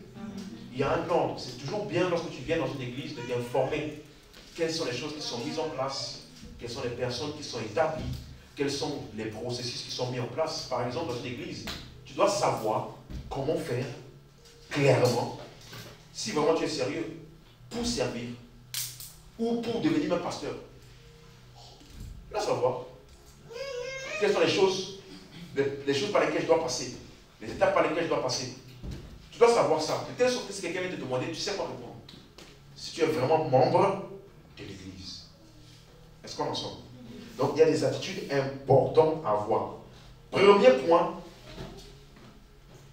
que j'aime beaucoup, d'une attitude à avoir dans l'église locale, qui fait partie de l'ordre.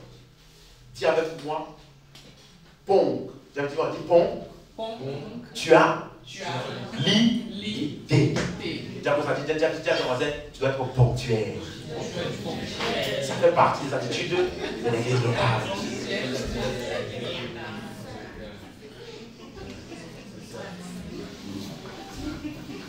Amen. Vous savez, la vérité est que, à l'exception de certains cas de force majeure, bien évidemment, tu n'arrives en retard qu'aux réunions qui n'ont pas, avec lesquelles tu n'as pas une très haute estime. Ensemble, c'est ça la vérité. Je me rappelle, on avait demandé une fois à un frère il ne savait pas pourquoi lui demander la question. Donc, pourquoi lui demander ça? Donc, il a répondu spontanément. Il dit, dis-moi, si demain, le président des États-Unis t'invite à 6 heures chez lui, et que tu habites pas loin, à quelle heure vas-tu te réveiller pour te préparer pour aller là-bas? Il a dit, je ne dormirai pas la nuit. De peur de dormir et de ne pas me réveiller. Au moins, je suis sûr. Mais c'est une illustration pour dire la manière dont tu prépares des moments dépend de l'estime que tu as de ces moments. N'est-ce pas? Si tu fais attention. Donc les réunions de l'église doivent aussi avoir ce même niveau d'importance pour nous. Pourquoi? Parce que dans l'église, tout ce qui est organisé est pour notre bien-être spirituel. Tout ce qui est organisé est pour notre bien-être spirituel dans l'église. Et souvent, j'ai connu des églises où il y avait des personnes qui calculaient à quelle heure est-ce que la prédication commence. Il dit, ça commence à quelle heure? Et puis, tu vois, il ne vient que à cette heure. Parce que pour lui, subtilement, il pense que la partie importante du culte là, c'est quand le baptême prêche. Est-ce que avec moi? Souvent, beaucoup de choses que tu reçois ne sont pas pendant la prédication. Souvent. Amen. Donc, par exemple, dans Acte 3, verset 1, Pierre et Jean montaient ensemble au temple à l'heure de la... À l'heure de quoi? Il dit, c'est écrit, c'était la 9e heure. Dans le calendrier, le système horaire juif, la journée commence, la première heure c'est 6 heures. Donc quand on dit 9e heure ici, c'est quoi? 6 plus 9 c'est combien? Hey. Alléluia. Donc ça veut dire qu'il était 15 heures. Donc ils avaient une horaire, une heure où tout le monde était là pour prier. C'était établi. On est ensemble? Même chose dans Acte 2, verset 1. Le jour de la Pentecôte, ils étaient tous ensemble dans le même lieu. Dans l'original de la version anglaise, ça dit lorsque le jour de Pentecôte était pleinement arrivé. Et je vous ai dit le jour, pour les Juifs, c'est à partir de 6 heures. C'est-à-dire qu'à 6 heures, là, tout le monde était là. Il n'y avait pas d'absents, enfin, il y avait des absents, mais en tout cas, ceux qui étaient là à l'heure. Au jour de la Pentecôte, lorsque c'était pleinement arrivé. Est-ce qu'on est ensemble? Donc, vous allez voir aussi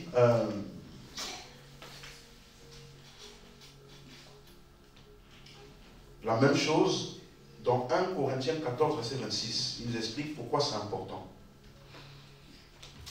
Amen. J'aimerais dire à ton voisin, la ponctualité n'est pas une suggestion. C'est une instruction scripturelle. Pourquoi? Regardez ce qu'il dit. Que faire ton frère? Lorsque vous vous assemblez les uns les autres parmi vous, continue un cantique, instruction, révélation, langue, interprétation, que tout se fasse pourquoi? Donc, quand nous nous réunissons, tout est fait pourquoi? Donc, dans chaque partie de ce qui est mis en place, il y a un bénéfice d'édification que tu dois en tirer. Donc, par exemple, ici, le exemple ici, il parle des moments où on permet la démonstration des choses de l'esprit, les uns aux autres, n'est-ce pas? C'est bien qu'on puisse être à l'heure, pour ne pas que certains puissent passer à côté de ce qu'ils étaient censés recevoir à ce moment-là. Par exemple, est-ce que tu sais que, imaginez-vous, on a eu un moment de prière. On a permis aux gens de ministrer les choses de l'esprit aux uns aux autres. Il y avait quelque chose que quelqu'un devait te communiquer. Tu ne peux pas venir à l'heure. Ou tu es venu juste. Par exemple, aujourd'hui, on a changé l'ordre. On a fait ça avant le culte, n'est-ce pas? Imagine-toi, je t'aurais dit, après les cas, les choses, on a fait ça seulement après le culte. Et aujourd'hui, on a fait ça avant. Tu vois un peu? Chaque chose qui est organisée est pour ainsi, pour que nous puissions tirer de l'édification. C'est vraiment important d'avoir ça en tête. Amen. Amen. Donc ça c'est le premier point. Savoir être à l'heure, c'est une manière d'honorer et de manifester l'amour envers les frères et aussi envers l'église locale. La ponctualité. Le deuxième point, c'est la régularité. La présence assidue à toutes les réunions. Parce que dans l'église, il y a plusieurs types de réunions. Est-ce que quelqu'un me suit? Je vais vous donner un texte. Par exemple, dans Acte 1, verset 15, en ce jour-là, Pierre se leva au milieu des frères. Le nombre des personnes réunies était environ 120 personnes. Il dit, en frères, il fallait que s'accomplisse ce que le Saint-Esprit dans l'Écriture a annoncé d'avance par la bouche de David, le sujet de Judas, qui a été le guide de ceux qui l'ont saisi. Donc ici, Pierre a commencé à enseigner. C'était un rassemblement qu'ils ont eu. Et puis à un moment donné, Pierre s'est levé pour enseigner. Donc dans l'église locale, il y a ce qu'on appelle des réunions d'enseignement. Des réunions d'enseignement. C'est des moments où on est réunis et il y a un enseignement qui est donné. C'est ça? Vous allez voir la même chose dans Acte 2, verset 42. Il dit, il persévérait dans l'enseignement des apôtres. Vous avez vu ça? Il persévérait dans les réunions où les apôtres faisaient quoi? Enseigner. C'est ça? Même chose, verset 46. Ils étaient chaque jour, tous ensemble, dis-moi tous ensemble. Ok. Tous ensemble, assidus au temple, et ils rompaient le pain dans les maisons et prenaient leur nourriture avec joie. Donc, il y a ce qu'on appelle les réunions d'enseignement. Même chose dans Acte 11, verset 26. Et l'ayant trouvé, il emmena à Antioche pendant toute une année. Ils se réunirent aux assemblées de l'église et ils enseignèrent beaucoup de personnes. Donc, ils se réunissaient pour faire quoi? Pour enseigner. Ok? Même chose dans Acte 19, verset 9. Mais, comme quelques-uns restaient endurcis et incrédules, décriant devant la multitude la voix du Seigneur, il se retira sépara les disciples et enseignait chaque jour dans l'école d'un nommé Tyrannus. Donc, verset 10, cela dura combien de temps? 2 ans. Donc, il y avait pendant 2 ans des réunions de quoi? Enseignement. Deuxième type de réunion que tu vas voir dans les églises, c'est ce qu'on appelle les réunions de prière, où nous nous réunissons pour prier. Donc, par exemple, Acte 1, verset 14, tous d'un commun accord persévéraient dans la prière avec les femmes et Marie, mère de Jésus, avec les frères de Jésus. Tous d'un commun accord persévéraient dans la prière. Même chose, Acte 2, 42, ils persévéraient dans l'enseignement des apôtres, communion fraternelle, fraction du pain, et dans les prières. Donc, il y a des réunions de l'église où on vient juste pour prier. Par exemple, lorsque les apôtres ont été menacés, tu vas lire dans Acte 4, verset 23, la Bible dit, lorsqu'ils ont été relâchés, ils allèrent vers les leurs et racontèrent tout ce que les principaux sacrificateurs et anciens leur avaient dit. La suite. Regardez, lorsqu'ils l'eurent entendu, ils élevèrent à Dieu la voix tous ensemble et dirent, Seigneur, toi qui as fait le ciel, la terre, la mer et tout ce qui s'y trouve. La suite, verset directement 31. Quand ils eurent prié, le lieu où ils étaient assemblés trembla. Ils furent tous remplis du Saint-Esprit et ils annoncèrent la parole de Dieu avec assurance. Donc, qui sont ceux qui ont prié? Tous. Donc, ils se sont réunis à ce moment-là pour faire quoi? Pour prier. Donc, dans l'église, il y a des réunions où on vient pour prier. Même chose, Acte 12, verset 5. Pierre était gardé dans la prison et l'église ne cessait d'adresser pour lui des prières à Dieu. Verset 12. Après avoir réfléchi, il se dirigea vers la maison de Marie, mère de Jean, surnommée Marc, où beaucoup de personnes étaient réunies. Ils faisaient quoi? Donc, tu dois avoir régulièrement, être assidu aux réunions de prière, aux réunions d'enseignement. Et le troisième type de réunion, c'est les réunions de l'esprit. Bon, à cause du temps, nous, on n'a pas des réunions spécifiques à chaque fois, pour chacun de ces trucs. On peut mettre tout ça en un. Amen. À cause du temps limité qu'on a dans la semaine. Mais il y a ce qu'on appelle les réunions de l'esprit, où nous permettons à chacun de recevoir et de communiquer les choses de l'esprit. Par exemple, le jour de la Pentecôte, on se rappelle, ils furent tous remplis du Saint-Esprit et se mirent à parler en d'autres langues. On a vu la même chose dans 1 Corinthiens 14, verset 23.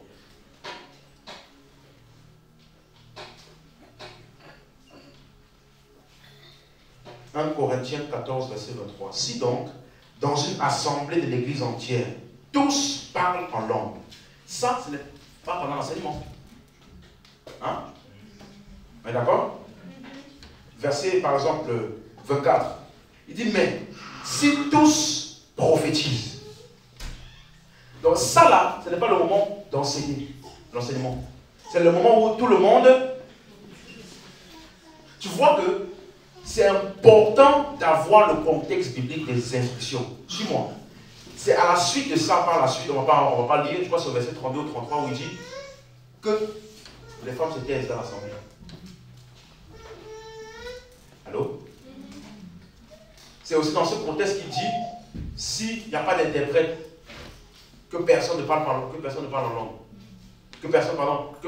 langue s'il n'y a pas d'interprète dans ce contexte. Pourquoi? C'est dans le moment précis où on est censé se ministrer les uns. Donc si je dois te ministrer par l'esprit, on dit, donne une parole à ton frère. Tu viens, tu parles en langue. Tu es édifié, mais lui non. Donc si tu n'as pas d'interprétation, reste la bouche. Pardon, il dit qu'il parle à lui-même et à Dieu. Donc il se taise, ça veut dire quoi? Parler à soi et à Dieu. Donc reste toi. Il ne faut pas venir dire, ouh frère, j'ai une parole pour toi. Mais de ça parler Kadahadash.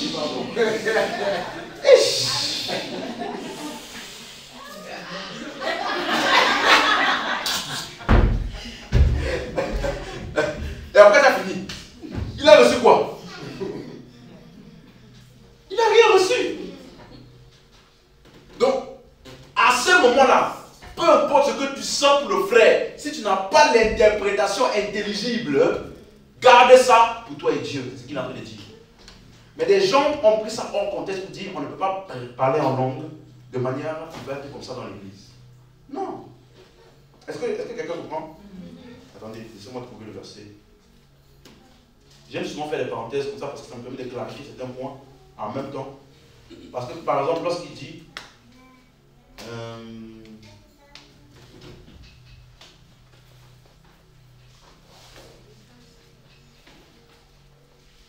voilà, verset 27.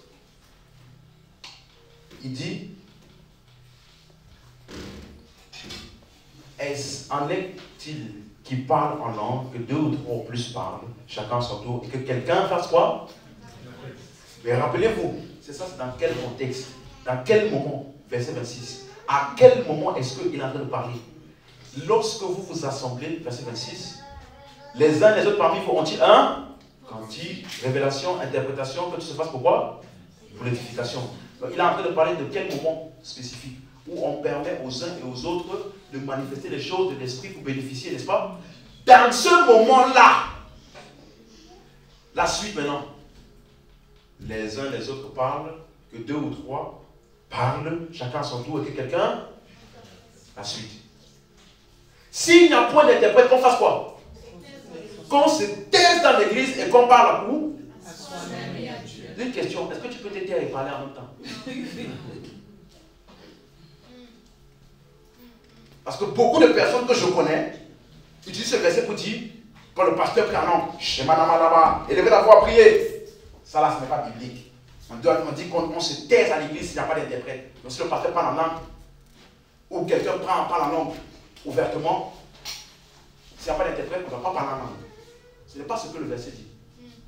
Il parle dans un contexte spécifique où je suis en train de vouloir te communiquer quelque chose pour que tu puisses entendre et que tu sois édifié.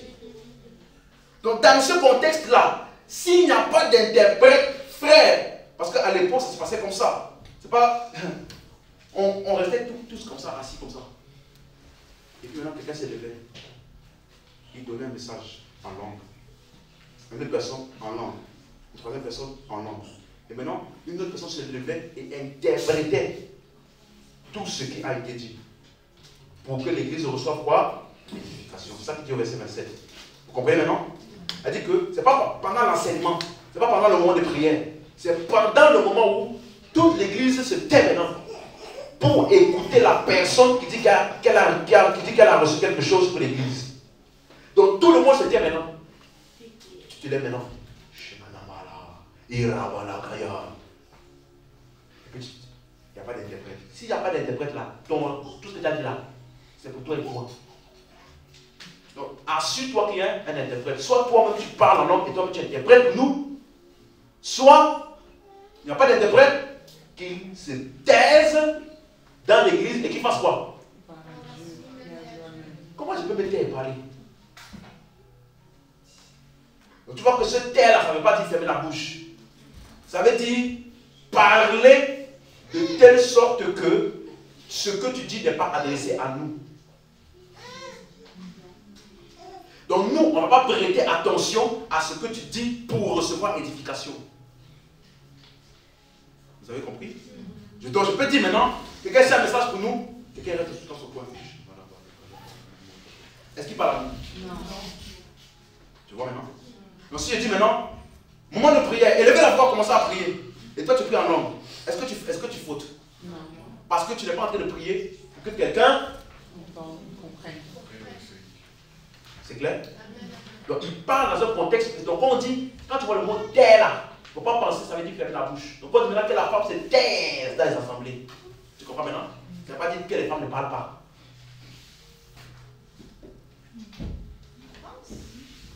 Donc, autre type de réunion. On a des réunions d'esprit où on permet aux choses de l'esprit de s'exprimer par les uns les autres pour l'édification commune. C'est clair?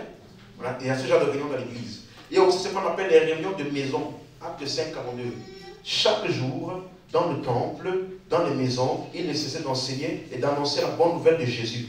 Acte 20, verset 20. Donc dans le temple et dans les maisons. Acte 20, verset 20. Vous savez que je n'ai rien caché de ce qui était utile et que je n'ai point craint de vous prêcher et de vous enseigner publiquement et dans les maisons. Est-ce que c'est clair? Est-ce que c'est clair? Donc, tous ces types de réunions-là sont importants pour ton édification. Tu ne peux pas choisir un vis-à-vis de l'autre. D'où le fait que tu dois participer à toutes les réunions. Chaque chose a un point d'édification pour toi. Et suis-moi. C'est pour cela que, par exemple, dans Acte 1, verset 21, regardez l'exigence de Pierre pour choisir celui qui va remplacer Judas. Il faut donc que parmi ceux qui nous ont accompagnés, dis avec moi tout le temps. Dis avec moi tout le temps. Il faut que parmi ceux qui nous ont accompagnés, tout le temps que le Seigneur Jésus a vécu avec nous. La suite. Depuis le baptême de Jean, c'est dans Luc 3, 22, où il a été enlevé du milieu de nous, jusqu'au jour où il a été enlevé du milieu de nous, où il y en ait un qui soit associé comme témoin de sa résurrection. C'est clair maintenant? Donc pour choisir celui qui allait remplacer Judas là, c'est pas mal. Tu dis quoi? Non. On a d'abord les critères clairs. Est-ce que c'est quelqu'un qui était là tout le temps avec nous? Pas de temps en temps. C'est normal que dans l'église, il y a des responsabilités qui sont assignées aux gens, aussi basées sur leur fréquence. Est-ce qu'on ensemble? Ça fait partie des attitudes importantes vis-à-vis de l'église locale. Et la troisième attitude, donc première attitude, ponctualité.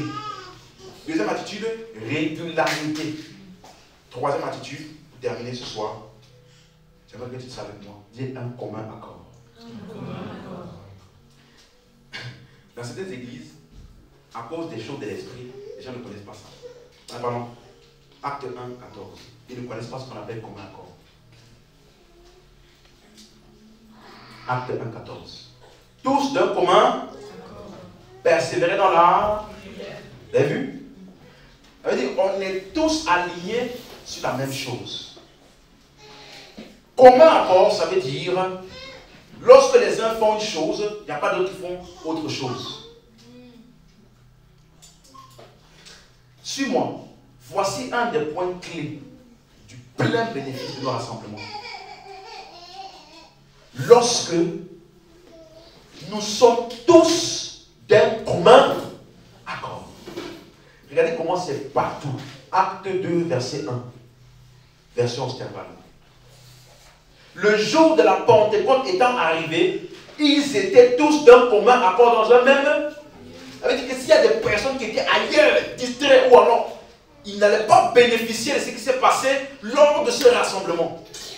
Une attitude importante des rassemblements, c'est le commun, tous d'un commun. Verset 46 aussi. Ils étaient tous les jours, assidus au temple d'un commun. Acte 5, verset 12. Même chose encore. Or, il se faisait beaucoup de miracles et de prodiges parmi le peuple, par le moyen des apôtres. Et ils étaient tous d'un commun. C'est clair maintenant? Donc, troisième attitude, quand tu viens, nous réunissons un commun. Ça veut dire que nous tous devons être en accord avec ce qui est fait, tel que déterminé par la direction de l'Église. Est-ce qu'on est ensemble? Ça veut dire qu'en tant que croyant, quels sont les moyens simples de mettre ça en pratique? De t'assurer d'être toujours en accord. Donc, comme accord. Tu pries lorsque tous les autres membres font quoi? Oui, d'accord? Tu ne peux pas en train de prier et toi tu prends le frère et puis tu l'enseignes. Là, tu n'es pas commun accord. Bien que c'est une bonne intention, c'est une bonne intention mal positionnée. Commun accord veut dire on est tous ensemble alignés à la même chose et ainsi le bénéfice de ce qui est fait est pour tous. Tu chantes lorsque les autres chantent. Hein? Tu lèves les mains lorsque tout le monde lève.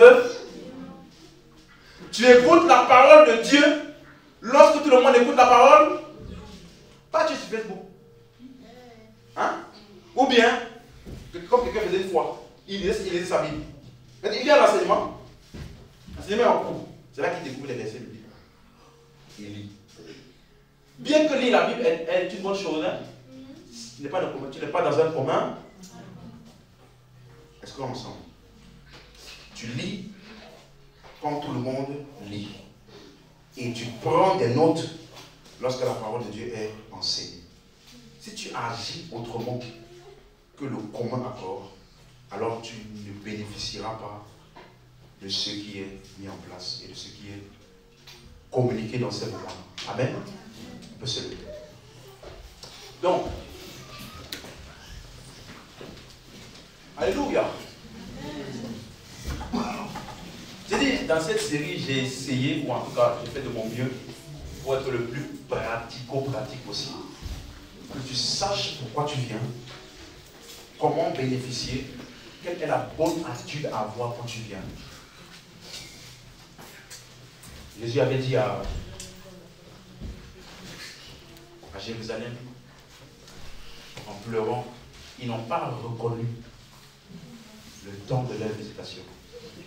Il a dit qu'il y a des personnes, à cause d'une négligence, d'un moment prophétique et spécifique pour toi, tu loupes quelque chose qui pouvait t'amener à un prochain niveau, t'amener un bénéfice spirituel, un avancement spirituel. Donc, puisque tu es conscient de ça, alors tu es régulier, alors tu es ponctuel, et alors tu t'assures d'être en commun accord avec chacun dans toutes les activités qui sont faites. Ainsi, tu es pleinement positionné pour bénéficier de tout ce qui est rendu disponible dans ces moments-là. Est-ce qu'on est ensemble? C'est clair pour quelqu'un? Et de la même manière aussi, les différents points que j'ai mentionnés lorsque je parlais de les choses qui ne peuvent pas être faites à distance. Je t'invite à vraiment revoir ces points-là. Les dirigeants, les personnes qui s'écartent. En fait, l'église locale est un lieu de sécurité pour toi. Pour t'assurer de toujours aller de l'avant. Parce que même à un moment donné, si tu es découragé ou tu as une tentation de découragement, quand tu vas rentrer dans le lieu, tu vas voir tout le monde est en feu. Subitement, toi aussi. Tu te dis, mais comment cette chose-là a pu vouloir me faire ralentir. Donc le contact avec les autres est très important. Alléluia. Amen. Est-ce qu'on peut lever la voix ensemble? Lève les mains.